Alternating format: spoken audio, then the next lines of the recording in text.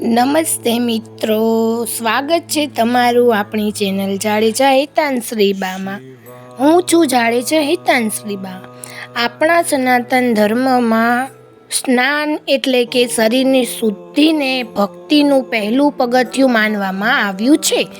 આપણે રોજ સ્નાન તો કરીએ છીએ, પણ શું તમે જાણો છો કે સ્નાન કરવાના પણ અલગ અલગ પ્રકાર છે અને દરેક સમયનું પોતાનું એક વિશેષ મહત્વ છે.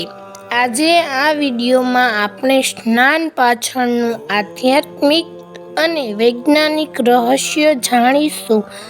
સ્નાનના 4 મુખ્ય પ્રકાર. શાસ્ત્રોમાં સમય મુજબ સ્નાનના 4 પ્રકાર બતાવ્યા છે. બ્રહ્મ સ્નાન, જે સ્નાન સૂર્યોદય પહેલા એટલે કે રાત્રિના અંતિમ પ્રહારમાં સવારે 4 થી 5 વાગ્યાની વચ્ચે કરવામાં આવે છે. આ સર્વોત્તમ સ્નાન છે, જેનાથી બુદ્ધિ અને સ્મરણ શક્તિ વધે છે.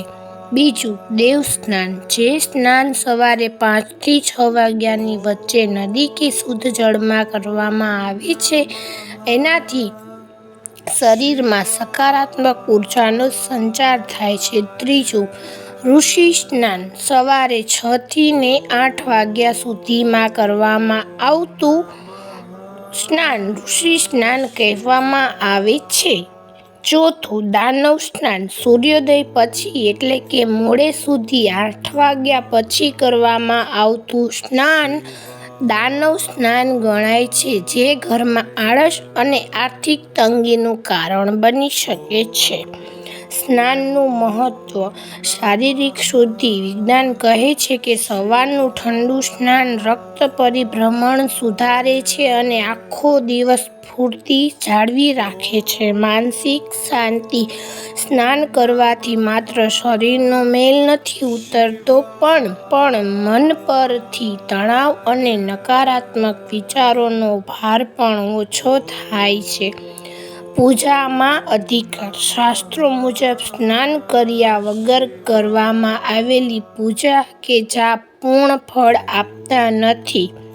શુદ્ધ શરીર અને શુદ્ધ મન જ ભગવાનની નજીક જવાનો માર્ગ છે. મિત્રો, જો તમે તમારા જીવનમાં પરિવર્તન લાવવા માંગતા હો તો આવતીકાલથી જ વહેલા સ્નાન કરવાનો નિયમ બનાવો. સ્નાન કરતી વખતે જો ગંગા, યમુના જેવી પવિત્ર નદીઓનું સ્મરણ કરવામાં આવે તો તેનું ફળ અનેક ગણું વધી જાય છે. આપણે ત્યાં શાસ્ત્રોમાં સ્નાન અને શૌચના નિયમોનું ખૂબ મહત્વ બતાવવામાં આવ્યું છે.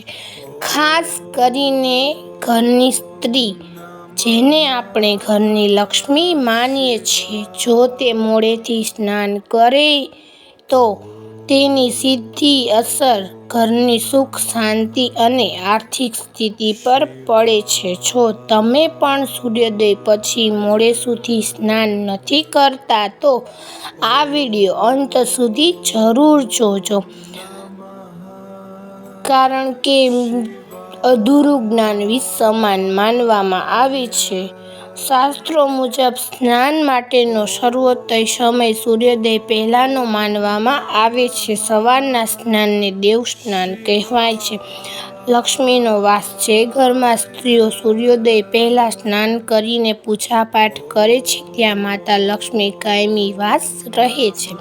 નકારાત્મક ઉર્જા. જો સૂર્ય માથે આવી જાય અને સ્ત્રી સ્નાન ન કરે તો ઘરમાં આળસ અને દરિદ્રતા વધે છે. શાસ્ત્રો કહે છે કે મોડેથી સ્નાન કરવાથી શરીરમાં નકારાત્મક ઉર્જાનો પ્રવેશ થાય છે.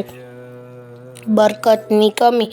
રસોડામાં પ્રવેશતા જ પહેલા કે ભોજન બનાવતા પહેલા સ્નાન કરવું અનિવાર્ય છે. સ્નાન કર્યા વગર રસોઈ બનાવવાથી અન્નપૂર્ણા દેવી નારાજ થાય છે અને ઘરમાં ગમે તેટલી કમાણી હોય તો પણ બરકત રહેતી નથી. મિત્રો, આજની ભાગદોડ ભરેલી જિંદગીમાં કદાચ સમય સાચવવો અઘરો હોય છે, પણ શાસ્ત્રોના હા, આ નિયમો પાછળ ઊંડું વિજ્ઞાન છુપાયેલું છે. સવારે વહેલા સ્નાન કરવાથી માત્ર સ્વાસ્થ્ય જ નહીં પણ મન અને ભાગ્ય પણ તેજ બને છે. જો તમને આ માહિતી ઉપયોગી લાગી હોય તો વિડીયોને લાઈક કરજો અને તમારી સખીઓ સાથે શેર કરજો. જે મોડેથી સ્નાન કરતા હોય તેને કોમેન્ટમાં જણાવજો કે તમે કેટલા વાગે સ્નાન કરો છો. જય શ્રી કૃષ્ણ. ફરી જ મળીશું આવા એક વિડીયો સાથે.